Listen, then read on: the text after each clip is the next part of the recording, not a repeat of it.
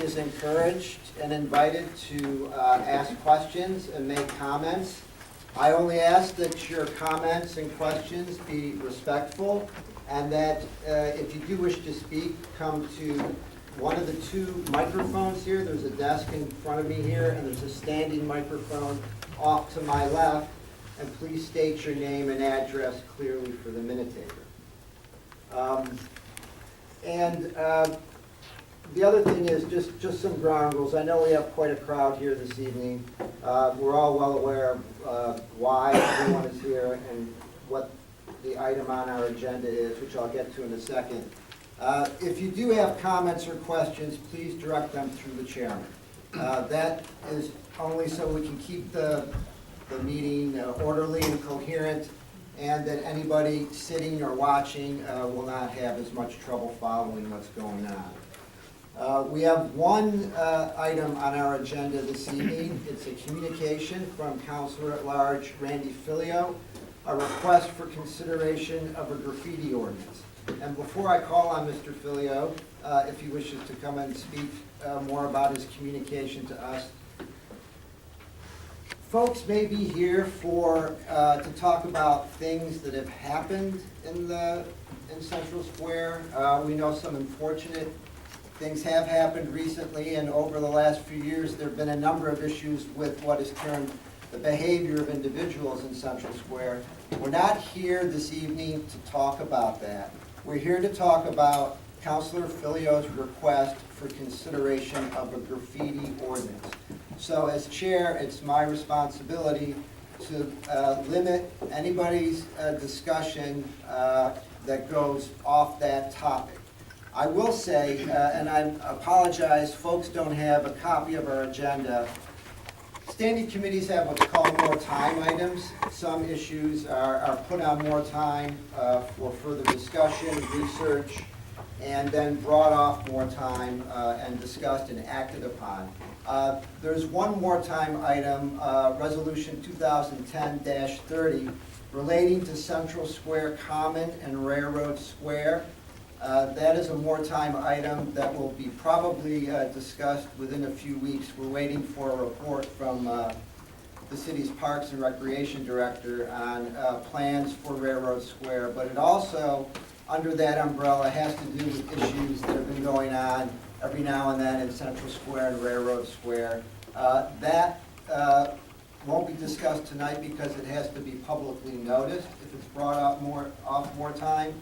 But I would encourage anybody here who wants to talk about those types of concerns and issues to certainly come to that meeting. It will be properly noticed. But again, I want to reiterate, we are only here this evening to talk about Councilor Filio's request for consideration of a graffiti ordinance. And Councilor Filio, would you like to? Thank you, Mr. Chairman. Randy Filio, Keene City Councilor at Large. As for what the letter says, Mr. Chairman, concerning the graffiti, especially in the downtown area, this is something not new, gone on for several years really. Recently, it just seems the amount of graffiti and the aggressive nature of some of the comments of the graffiti is really starting to get out of hand. A lot of personal comments, a lot of attacking comments, people's names being used in graffiti. And I honestly don't think downtown's the place for this, especially in the historic district, which is where I would prefer if we were to enact the graffiti ordinance with basically adding chalking to sidewalks, crossways, and things of that nature. I know some people like to think of it as, well, we just play games out there and things like that. That's farther speaking from the truth. This graffiti is harmful, it's direct, it's very condescending, and some people are hiding under the umbrella of free speech, and free speech does have its limitations.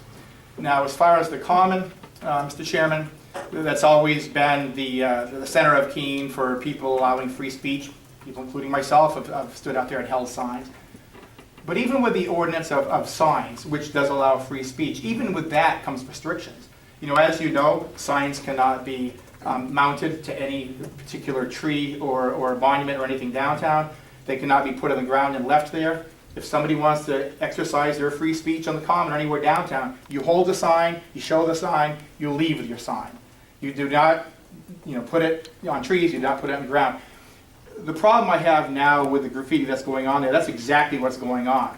But we're not just talking about vote for this person or I love this person. We are talking about some very harmful words that's left behind, especially in the historic district. Now, as you know, many of you, on this council voted to put the downtown area into a historic district for the reason of the history of it, the businesses in it, and the people that we try to pull into downtown Keene. What is going on now with a lot of this graffiti going on? It's done in front of merchants. It's done in front of individuals.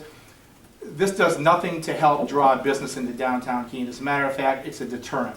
The downtown area, especially the common, was designed for everybody to go in without intimidation. That is out the window right now, in my opinion, from what I've seen, and I spend a lot of time downtown. So once again, with the free speech part, it does not hold back in free speech. You're still allowed to go there and hold your signs and whatever opinion that you want. You like chalking? Get out some chalk and write on a sign, I like chalk. Hold it out, follow the ordinance, take it home. Simple. And all one has to do, Mr. Chairman, is look around, just not around the country, just in New Hampshire. And I'm not going to pick on any particular cities, but there's a bunch of them in New Hampshire that their downtowns have gone. And the reason for that is they didn't pay attention to little details. When you don't pay attention to little details, you're not to pay attention to the big details. And the next thing you find yourself is a downtown with empty storefronts, just people just hanging out, nothing being spent, and economy down the tubes. You don't have to go too far from Keene to find that. Once the downtown's gone, it's hard to bring back. On a larger scale, let me give you an example of how things can get brought back, or how difficult it is. I'm not comparing New York City to Keene by any stretch. Times Square in New York City was let go. It basically went right down the tubes. The way they brought it back wasn't through magic. It was through little things. They enforced graffiti ordinances, they enforced noise violations, they enforced all the minor ordinances, and they brought it back. By the same token, here in Keene, if you start ignoring these little things and not enforcing things, then you wind up with a downtown that doesn't favor everybody. So that's all I'm looking for with the expanded ordinance here, Your Honor. Mr. Chairman? Yeah, I'm not. Maybe later, maybe down the road. All I'm looking for is to really, clean up the downtown. I'm certainly not looking to infringe on free speech. There's certainly every opportunity for people to show their free speech by standing on the common with signs. With that, obviously, this is going to be a legal issue that the city attorney is getting involved in. I don't pretend to be an attorney. I know there's legal issues that come here. I know that there are ordinances across the country that are similar to the one that I'd be looking for, that are enforceable, and I certainly defer to the city attorney for that. But with that, Your Honor, thank you very much for your time, and I look forward to hearing people's comments. If you hold on one second, any members of the committee have questions for Councilor Filio?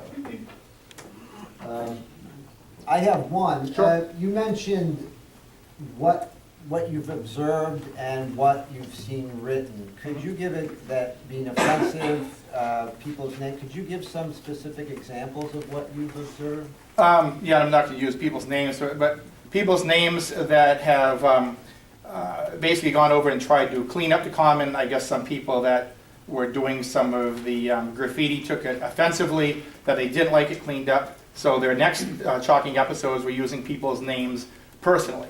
And it's more than once. This isn't just an isolated example. That it was in front of businesses. It was in the common. It was in front of City Hall. And I observed them. And yeah, they get washed away. But the point is, they get written again, and it is offensive, and there's no place for it. Thank you. Thank you. Are there any members of the public that wish to ask questions or speak about the proposed graffiti ordinance? I see your hand up. I'll call on you. If I understand, so you have a cane. You'll be second and you'll be third. If anybody else is raised fourth, fifth, then I'm going to ask folks, if they don't mind, if they can, to stand in a line behind this gentleman here.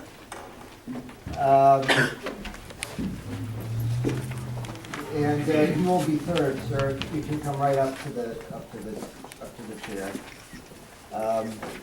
Okay, so I'll trust folks can respect each other's place in line.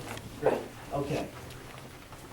Sir? David Crawford, Keene, Marlborough Street. just want to say, don't do this, please. There's no need for this ordinance.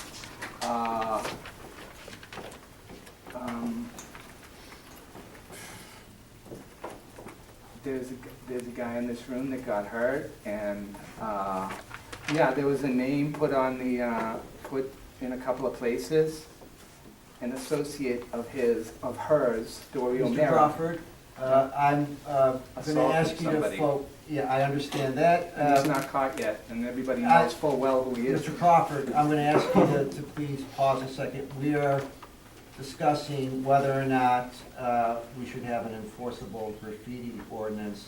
I don't wanna get too far into behaviors or alleged or unalleged incidents.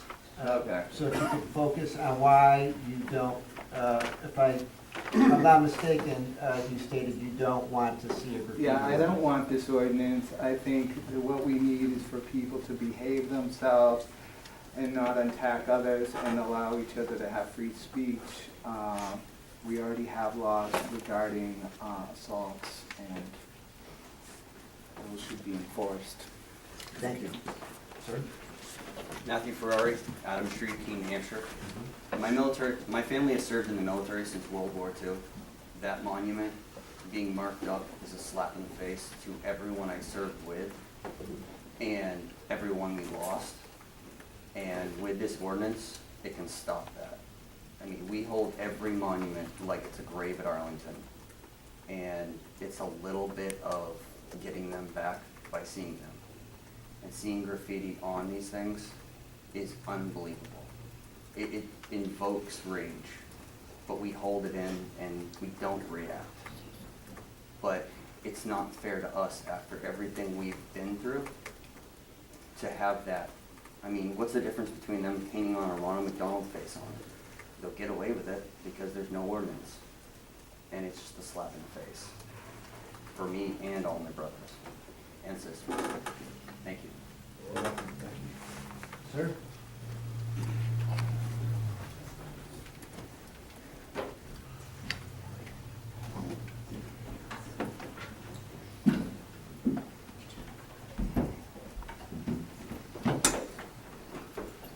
Good evening, my name is Matthew Oldershaw Sr., 14 Mechanic Street of Keene, New Hampshire.